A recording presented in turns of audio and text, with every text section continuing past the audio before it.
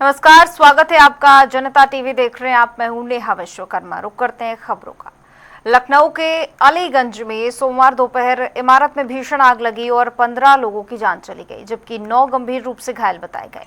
घायलों का इलाज केजीएमयू ट्रॉमा सेंटर में चल रहा है। मृतकों में 3 महिलाएं शामिल हैं और अधिकांश की उम्र 19 से 30 साल के बीच बताई गई है। बता दें कि कुछ मृतक पश्चिम बंगाल, हरियाणा, मध्य प्रदेश के निवासी थे जो रोजगार या फिर प्रशिक्षण के लिए लखनऊ आए थे। फिलहाल घटना की जांच जारी है। और ये 4 तस्वीरें इस दर्दनाक हादसे की। किस तरह से देखिए, ये मंजिल में आग लगी और इमारत धू धू कर जली। कल से ही ये तस्वीरें सामने आ रही हैं। जलती इमारत से लोग जब कूदे अपने आप को बचाने के लिए, उस दौरान की तस्वीरें।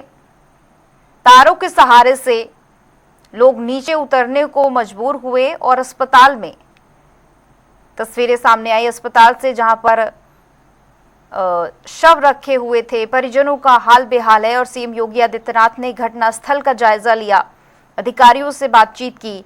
डिप्टी सीएम भी वहां पर मौजूद थे, ब्रजेश पाठक। और परिजनों का इस वक्त बुरा हाल है। तो ये पूरा घटनाक्रम, जिसकी जांच जो है वो शुरू हो चुकी है। जांच के लिए कमेटी का गठन कर दिया गया है। सीएम योगी आदित्यनाथ ने अभी तक कार्रवाई करते हुए जिम्मेदार 4 अधिकारियों को निलंबित किया है। और अंतिम संस्कार की ये तस्वीरें, जहां पर पंचतत्व में विलीन हुए हैं ये छात्र लोग जो वहां पर उस हादसे का शिकार हुए। और इस पर ज्यादा जानकारी के लिए हमारे साथ तौकीर किदवई जुड़ चुके हैं।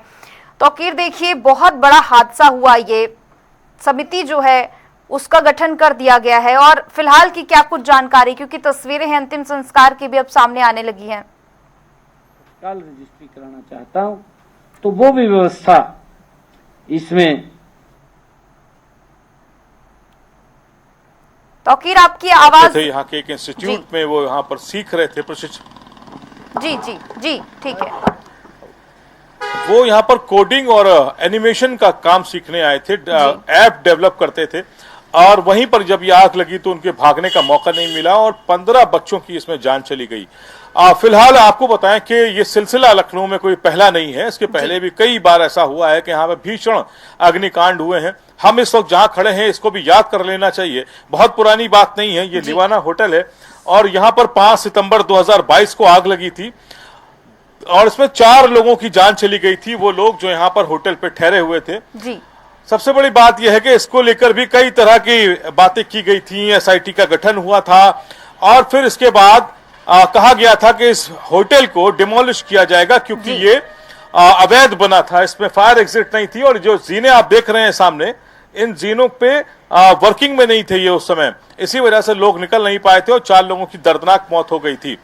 एसआईटी का गठन हुआ था, लेकिन अब तक इस पूरे मामले को लेकर लीपापोती जारी है और ये कहा जा रहा है कि 4 साल बीतने के बाद भी अभी ये होटल वैसे ही खड़ा है जैसा उस समय था। इसके अलावा भी लखनऊ की एक कोचिंग में आग लगी थी, वहां पर भी बड़ी चर्चाएं हुई थी। उसमें भी कई छात्र फंस गए थे। उसके बाद पूरा अभियान चलाया गया लखनऊ में, लेकिन न जाने उन अधिकारियों को ऐसी बिल्डिंगें नजर क्यों नहीं आई जिसको लेकर पूरा लखनऊ खास कह सकते हैं आप पटा हुआ ऐसी बिल्डिंग से, लेकिन अधिकारियों को नजर नहीं आई। फिलहाल ऐसी कोई बिल्डिंग डिमोलिश नहीं की गई जो अवैध बनी हो और ये कहा जाए कि एलडीए के मानकों के विपरीत है, जहां पर लोगों की जान को खतरा है। जी। आज भी एसआईटी पहुंची थी। एडीजी प्रवीण कुमार थे, विश्वास पंत थे जो कमिश्नर हैं लखनऊ के। ये सभी लोग जो एसआईटी जिनकी जिम्मेदारी दी गई है, ये वहां पर जांच करने उस कोचिंग सेंटर में पहुंचे थे जहां पर बच्चे पढ़ाई करते थे। जी। 1 घंटा वहां पर उन्होंने बताया और ये कहा कि वो अपनी रिपोर्ट जल्द सौंपेंगे। जी। लेकिन बात वही है कि जो अफसर हैं, अब फिलहाल मुख्यमंत्री योगी आदित्यनाथ एलडीए वीसी जो है प्रथमेश कुमार, उनको 5 बजे तलब किया है अपने आवास पर और कहा है कि पूरी विस्तृत रिपोर्ट के साथ आइए और लखनऊ में फिर एक बड़ा अभियान चलाया जाएगा ऐसे अवैध निर्माणों के खिलाफ। एलडीए वीसी की आज क्लास लगने वाली है मुख्यमंत्री योगी आदित्यनाथ के साथ, ये तो तय है। लेकिन ये मामला पहला नहीं है और ये मैं कह रहा हूं आपसे कि लखनऊ का चाहे वो नाका इलाका हो जहां पर 7 से ज्यादा मौतें हुई थी होटल। जी, अभियान तो तब भी चलाया गया था जब दिल्ली से भी ज्यादा दिन नहीं हुआ है, बहुत दर्दनाक तस्वीरें आई और उसके बाद पूरे प्रदेश में एक हल्ला सा मचा और कहा गया कि प्रशासन की ओर से अभियान चलाया जा रहा है फायर सेफ्टी नियमों को लेकर। उसके बाद इतना बड़ा हादसा, तो जिम्मेदारी कब तय होगी, ये बहुत बड़ा सवाल है। देखिए, जब हम आम लोगों के बीच में हैं और जब उनसे चर्चा कर रहे हैं तो सबसे बड़ी बात यही है कि जनता में आक्रोश इस बात को लेकर ही है कि जो लोग अपने बच्चों का कैरियर बनाने के लिए उन्हें अपने दूसरे प्रदेश से, दूसरे जिलों से बड़े शहरों की तरफ भेजते हैं, तो उनकी जिम्मेदारी कौन लेगा। माँ बाप कमाई करते हैं, जी तोड़ मेहनत करते हैं अपने बच्चों के करियर संवारने के लिए और उन बच्चों पर ही अपना भविष्य निर्भर कर देते हैं और निर्भर हो जाते हैं। ऐसे में जब बच्चे लखनऊ जैसे शहरों में पहुंचते हैं और वो भी अपना करियर बनाने के लिए ऐसी जगहों पे महंगी फीसें देते हैं, वहां पर पढ़ाई करते हैं, लेकिन क्या उनकी जानों के साथ खिलवाड़ हो रहा है। 20 साल, 21 साल, 22 साल ये वो नौजवान थे जो शायद अपने कैरियर की नींव रख रहे थे और नींव रखते ही उनकी पूरी जिंदगी का जो बिल्डिंग थी वो ढह गई है। यह कह सकते हैं कि उनके जो सपने थे वो चूर हो चुके हैं। उन परिवारों पर पहाड़ टूटा है क्योंकि उनका रो रो कर बुरा हाल था। हम लोगों ने चाहे वो घटना स्थल हो, वहां से लेकर ट्रॉमा सेंटर तक देखा। आज उनके अंतिम संस्कार किए जा रहे हैं। सब जगह एक ऐसा शोक है, एक ऐसा मातम है जो शायद अल्फाजों में बयान नहीं किया जा सकता। वो सिर्फ महसूस किया जा सकता है जिसकी 21 साल की औलाद हो और वो किसी कैरियर बनाने के एक मुहाने पे खड़ी हो और वहां पर उसकी जान चली जाए। फिलहाल ये लिवाना होटल उस बात की मिसाल है। हम आपको फिर ये होटल दिखा इसीलिए रहे हैं कि ये बहुत पुरानी बात नहीं है। ये अवैध निर्माणों का वो अड्डा है लखनऊ जायद। यहाँ पर आप जिस रोड पर भी जाएंगे, जिस सड़क पर जाएंगे, ऐसी कंसील्ड इमारतें मिलेंगी जहां पर शायद अगर छोटी मोटी आग भी लग जाए तो शायद धुएं से लोग, सफोकेशन से लोगों की जान चली जाए। इस तरह से कंस्ट्रक्शन किया जाता है कि वेंटिलेशन के लिए खिड़की तक नहीं छोड़ी जाती, क्योंकि अगर आप उसको छोड़ेंगे तो वहां पर जो जमीन है आपकी वो उतनी हिस्से की जमीन खराब हो जाएगी तो आपको उसकी रकम नहीं मिलेगी। तो बिल्डर्स की सोच होती है कि जितना एरिया है पूरा कंस्ट्रक्शन कर दिया जाए ताकि उसकी बिल्कुल बिल्डर्स की सोच भी होती है और इसमें इस बात में जी बिल्कुल, और इस बात में कोई दो राय नहीं है कि इसमें भ्रष्टाचार भी पूरी तरह से संलिप्त होते हैं। और जिस तरह से आप बता रहे हैं, इस तरह से बहुत सारे मान लीजिए देश में करीब 50% इसी तरह के कंस्ट्रक्शन हैं जहां पर थोड़ी थोड़ी सी जगह पर बिल्डिंग्स बनाई गई हैं और इसी वजह से इस तरह के तमाम बड़े हादसे होते हैं। आपका बहुत बहुत शुक्रिया तमाम जानकारी के लिए। और तब देखना होगा कि इस पूरी जांच में क्या कुछ निकलकर सामने आता है। एक बार फिर से समिति का गठन कर दिया गया है, लेकिन उसमें कौन जिम्मेदार है अगर ये तय होता है तो देखना होगा कि क्या कुछ कार्रवाई होती है।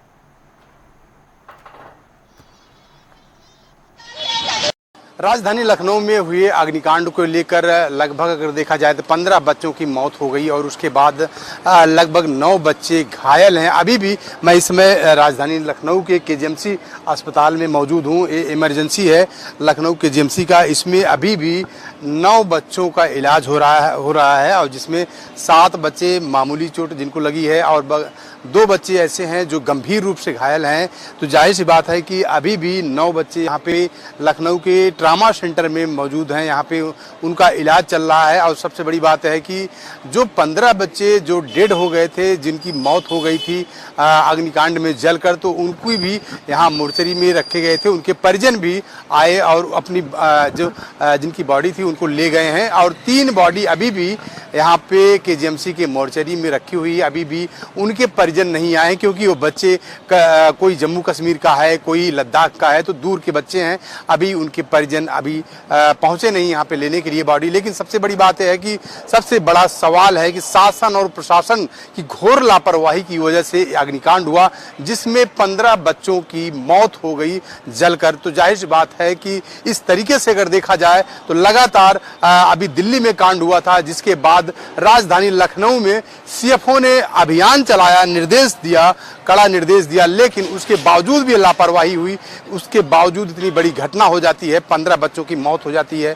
कहीं न कहीं देखा जाए उसके बाद मुख्यमंत्री योगी आदित्यनाथ ने 4 अधिकारियों को सस्पेंड किया है। तो जाहिर सी बात है कि उसके बाद अभी और कितने अधिकारियों पे गाज गिर सकती है, कितने अधिकारियों के ऊपर अभी कितने अधिकारी सस्पेंड होने वाले हैं, कितने अधिकारियों पे गाज गिरेगी, कितने अधिकारी देखा जाए तो इस उसमें किसके सर पे अभी भी तलवार लटकी हुई है, क्योंकि लगातार लापरवाही का आलम देखने को मिला, चाहे नगर निगम की तरफ से हो चाहे एलडीए की तरफ से हो। लगातार लापरवाही और लापरवाही का खामियाजा 15 बच्चों को अपनी जान देकर चुकाना पड़ा। क्या नाम है आपका, कहाँ से आए?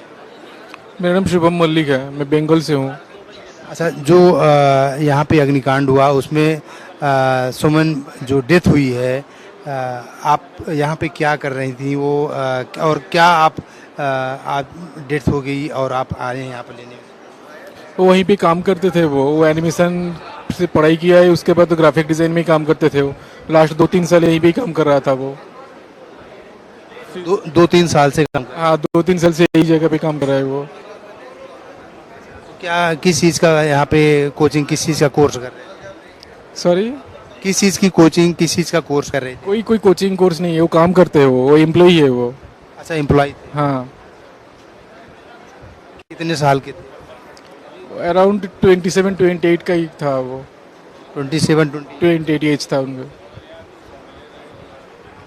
तो क्या शादी उदी उनकी हो चुकी थी या?